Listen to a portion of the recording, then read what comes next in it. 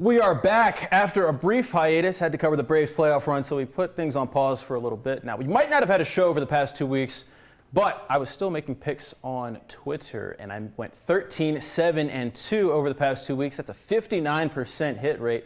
Not too bad. We're hitting around 54% this season, up 20.97 units. This is Bet That. I'm Alex Glaze. Joining me tonight, we got Ryan Legates. He runs Sports Analytics 24/7. Now, we're talking sports gambling, but this is just for fun. We're not here to give you any advice. If you follow our picks, that's on you, right? Correct. All right. Now, Ryan, I like to party.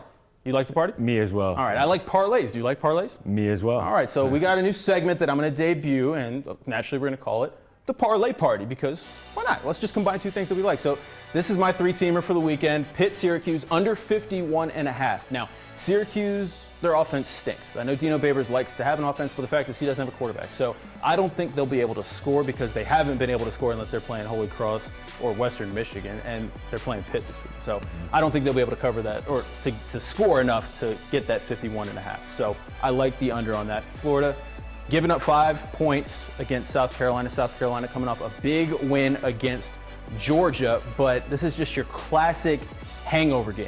Florida is the real deal. Kyle Trask, the real deal. So I think Florida is going to be able to cover that number pretty easily. And finally, we got Patriots money line. Patriots taking on the Jets Monday night. Bill Belichick just doesn't lose to the Jets. So I'm choosing to put my money on Bill Belichick and not Sam Darnold. So it's a pretty juicy parlay. Yeah, it's pretty juicy there. I agree with you on the under. The one thing I would kind of disagree with you on is that Florida-South Carolina game. Florida just hasn't proven anything to me on the road yet this year. Classic hangover game. All right, what you got? What's your three-teamer? So for my parlay, for starters, we're going to have the Bears money line there. They're coming off a bye week. They have a great defense, and I think Teddy Bridgewater's luck is just running short.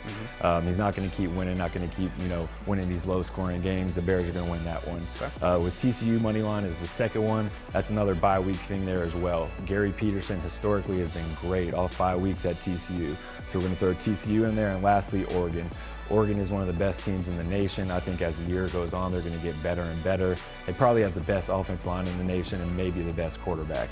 They need that game to actually seal up the Pac-12 North, so that's a big game for Oregon. I see them winning that. Not as juicy as yours, but we're sitting here at plus 327. Pretty good, and we're going to be talking a lot more about that Oregon game coming up later. UGA back between the hedges this weekend, looking to bounce back after losing to South Carolina last Saturday. The weather is going to be kind of nippy, 50% chance of rain also around kickoff at 6 o'clock. So we have the potential for some wet grass, and you know what that means. It means you keep an eye on the total, sitting at 46 right now. We'll get to that number in a second, but Georgia, 25-point favorites against Kentucky. What do you think about that number? That's a big number. I agree with you there. That's a lot of points to lay. Most times I would never want to lay that many points, especially with this Georgia team that we've seen this year. Hasn't really blown out anyone. But this game particularly, I think we might see some angry dogs. Yeah. We might see, a late touchdown from Georgia that Kirby, might not normally want. This week he might want it just because of last week's loss. Get some energy back in this thing. And, the fact also is Kentucky can't score. Kentucky's got the third worst scoring offense in the SEC. All their quarterbacks are banged up, so I don't think they'll be able to move the ball. And I think you're right. I think Georgia, they might have been like the sleeping giant, for the first couple weeks. I think they got slugged in the mouth, and we're going to see how they respond this week. I think this is a big spot for them. I don't know if I like 25. That is a lot of points there, especially when you're talking about weather. So I personally probably would stay away, but if I had to bet on this game, I'd probably take Georgia to cover. I agree. You might be poking the sleeping bear with the dogs. Yeah, all right. 46 is the total. What do you think about that? The total there, I do like the under. Normally I wouldn't like to say a favorite and an under. There's a margin of error that's, not very big there. But this game particularly, I don't see Kentucky moving the ball or scoring.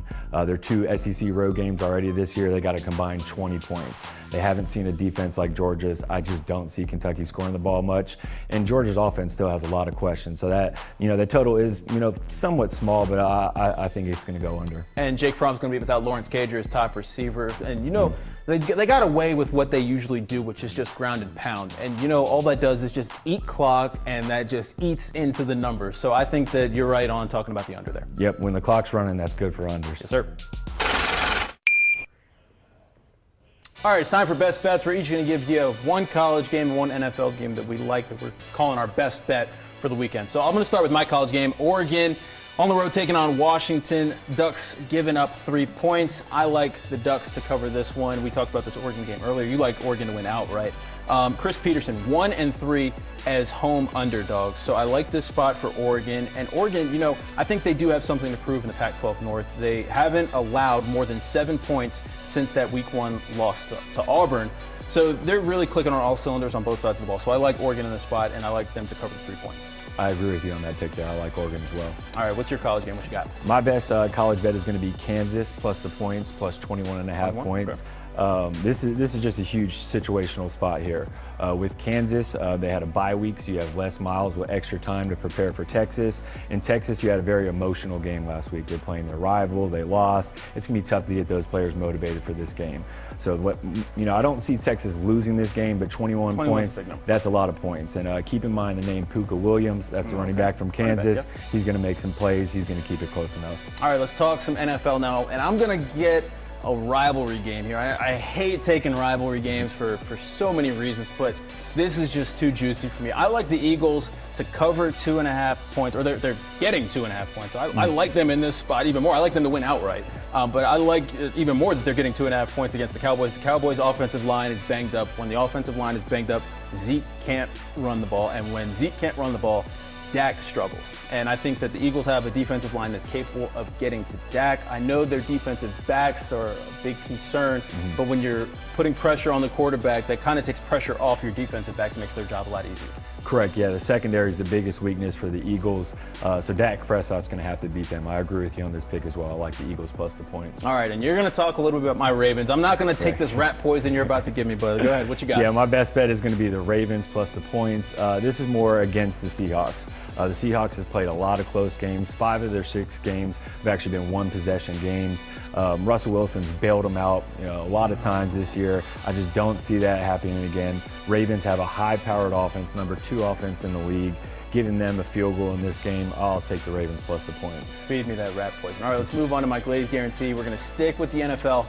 I love the 49ers to cover against the Redskins for a lot of reasons. The Niners are 5-1 against their spread in their last 6 games, 4-1 against the spread in their last 5 games on the road against teams with the home losing record. But I don't even care about those numbers really. All that matters to me is Kyle Shanahan has a good team, and he's about to face the Redskins. He used to work in D.C. as an offensive coordinator under his dad. Shanahan was asked this week if this game's personal. He said no, and then he proceeded to just roast the Redskins. So this game is personal. He wants to hang 50 on his former team, and he wants to hang 50 on Dan Snyder, and I think he has the team that'll be able to do it. It's just that simple for me. So 9.5, a huge number in an NFL game, but I'm going to eat the points. I love it. For me, I just couldn't eat the points. I'd stay away from this one altogether. In the NFL, 9.5 points is a lot on the road. It's a lot. And you also got to remember that's a West Coast team traveling to the East Coast, 1 o'clock game, messes their times up. A lot of weird things going on. That line kind of smells to me. I'm trying to stay away from it. All right, Ryan making his bet that debut. Good luck to you this weekend, and good luck to you guys.